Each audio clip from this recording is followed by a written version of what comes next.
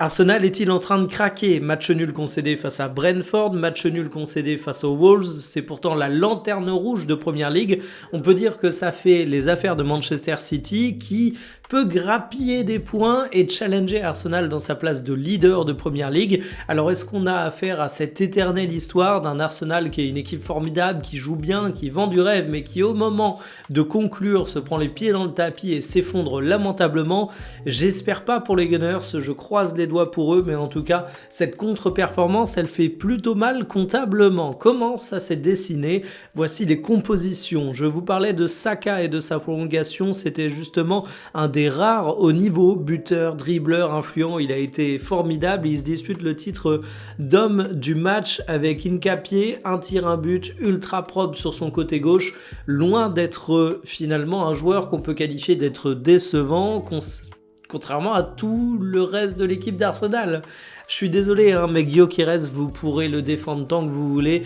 J'y vois une sorte de Nolan Roux avec de la hype. C'est à nouveau un match qui a été complètement raté de sa part. Mais je ne vais pas davantage tirer sur l'ambulance parce que finalement, tous les offensifs des Gunners ont été décevants.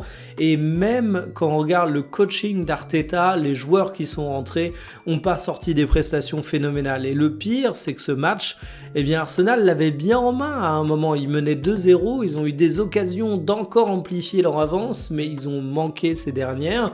Et derrière, tu as eu l'impression que ça tremblait un petit peu des genoux, que ça tenait mal la pression.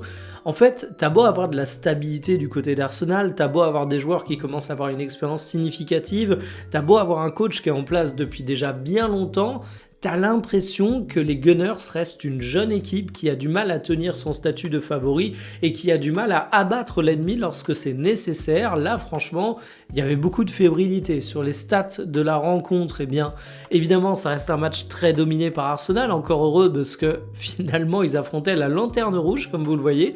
Wolverhampton, ça n'a gagné qu'un match en 27. Je ne sais pas si vous vous rendez compte de la catastrophe. Et du côté d'Arsenal, si Manchester City remporte son match face à Newcastle, l'écart ne sera plus que de 2 petits points, autant dire qu'il va falloir se réveiller pour les hommes d'Arteta.